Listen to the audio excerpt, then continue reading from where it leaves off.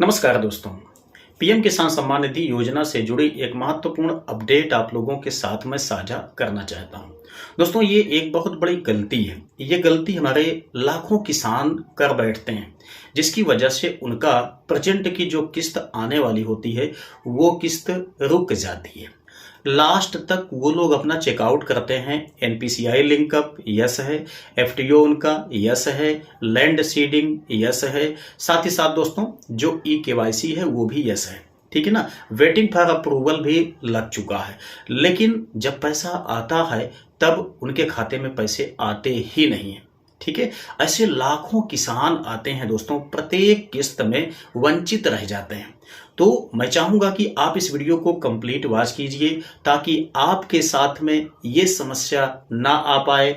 19वीं किस्त का पैसा आने वाला है, 19वीं किस्त का पैसा आपके खाते में आए। ठीक है ना, तो ये वीडियो आप सभी लोगों के लिए बहुत इंपॉर्टेंट है। मैं तो कहूंगा कि आपको टाइम निकाल करके इस वीडियो को कंप्लीट वॉच करना चाहिए। दोस्तों, मैं यहां पर बात कर रहा हूं एक विशेष प्रॉब्लम की। देखिए, ध्यान दीजिए। आप दोस्तों देखते होंगे कि आपका जो एनपीसीआई अकाउंट लिंकअप है वो भी लिंक है। ठीक है ना, आप अपना ई केवाईसी चेक करते हैं वो भी डन है, आप अपना लैंड सीडिंग चेक करते हैं वो भी डन है। मतलब एलिजिबिलिटी क्राइटेरिया के अंतर्गत आने वाले तीनों पॉइंट आपके बिल्कुल यस है, कोई दिक्कत नहीं है। ठीक है ना, लेकिन एक गलती लोग बहुत ज्यादा कर देते हैं। बात ध्यान से समझिए दोस्तों। होता यह है कि लोगों का, यानी कि मान लेते हैं एक मोटी हिसाब से मैं आपका एग्जांपल लेकर के आपको समझाना चाहता हूं। जैसे कि मान लेते हैं कि आपका जो अकाउंट एनपीसीआई से लिंक है, जिसमें आपका पैसा आता है, ठीक है ना, किसी कारणवश क्या हुआ कि उस अकाउंट में पैसे निगेटिव होते चले जा रहे हैं। कोई प्रॉब्लम है जिसकी वजह से पैसे कटते चले जा रहे हैं, बीच बीच में पैसा कट जाता है। ठीक है, या इत्तेफाक से आपका जो अकाउंट है वह फ्रीज हो गया।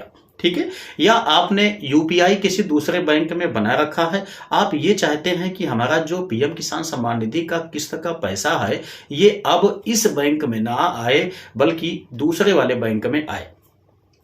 मान लेते हैं कि आपका बैंक ऑफ बड़ौदा में पैसा आता है, आप ये चाहते हैं कि हम स्टेट बैंक ऑफ इंडिया का एनपीसीआई अकाउंट लिंक कर ले ताकि पैसा हमारा बैंक ऑफ बड़ौदा में ना आए बल्कि स्टेट बैंक ऑफ इंडिया में आए। ठीक है, तो आपने क्या गलती कर दिया? आप दोस्तों अपना बैंक ऑफ बड़ौदा का डी सीडेड कर दिए। ठीक है ना, मतलब डी लिंक आपने कर दिया।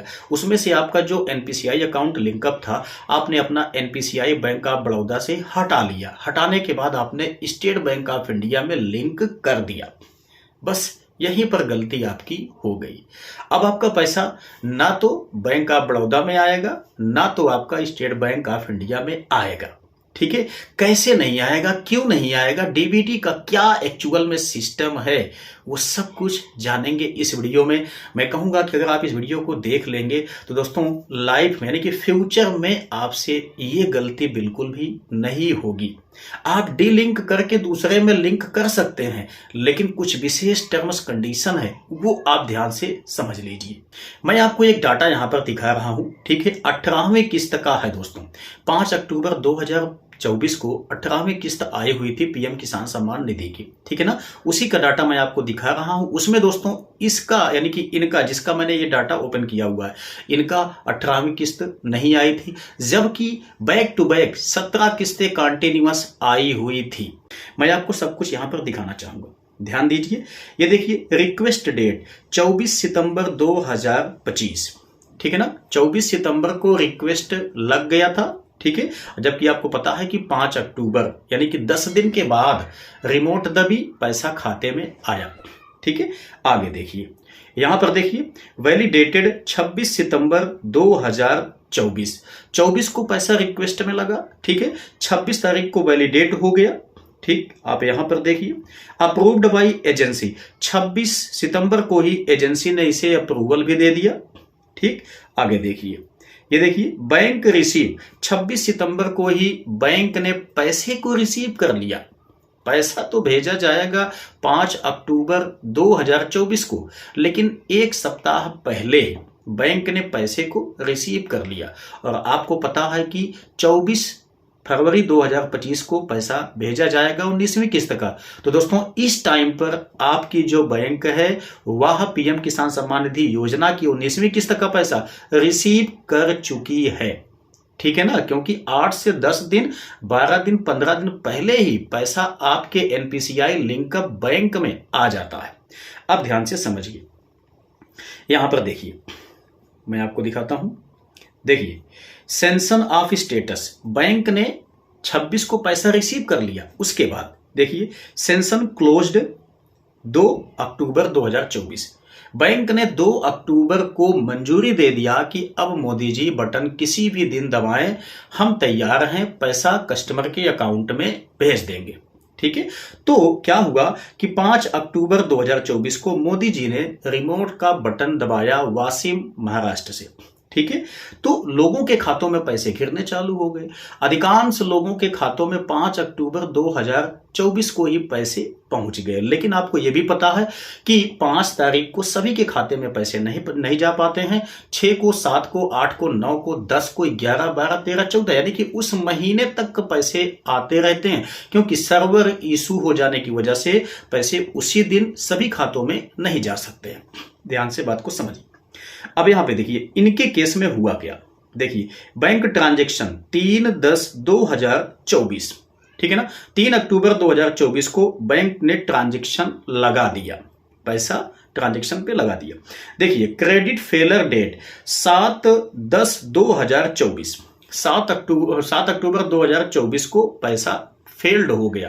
5 अक्टूबर को भेजा गया था, ठीक है ना, लेकिन 7 अक्टूबर को, मतलब यहां देखिए 3 अक्टूबर को इन्होंने मतलब कि क्या कहते हैं, ट्रांजैक्शन लगा दिया बैंक ने, ठीक है, और 7 अक्टूबर तक पैसा नहीं गया कस्टमर के खाते में, वो फेल्ड हो गया। क्यों फेल्ड हो गया, बात को समझिए, यही सबसे काम की बात है।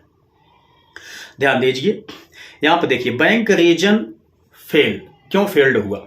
देखिए, Aadhaar number deseeded from NPCI mapper by bank customer to contact his her bank.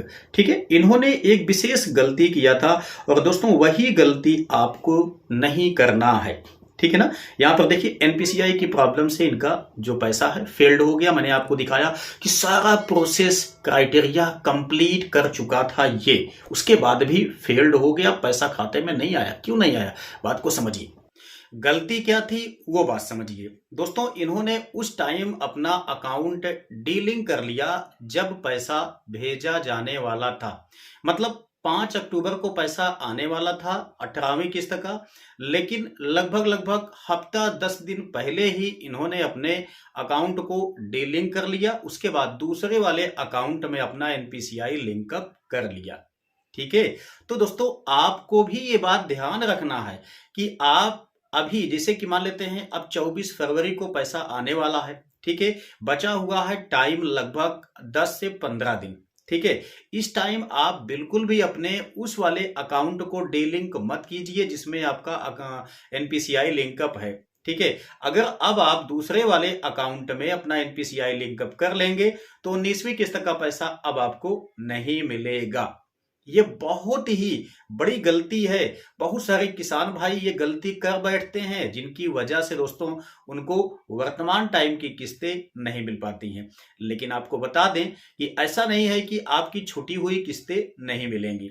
ठीक है ना, इस टाइम तो अगर आप गलती कर देंगे तो नहीं मिलेगी, लेकिन इसके बाद की आने वाली किस्त में आपका पैसा वो भी आ जाएगा। तो आई होप कि आप अच्छी तरह से इस टाइप के प्रॉब्लम को समझ गए होंगे।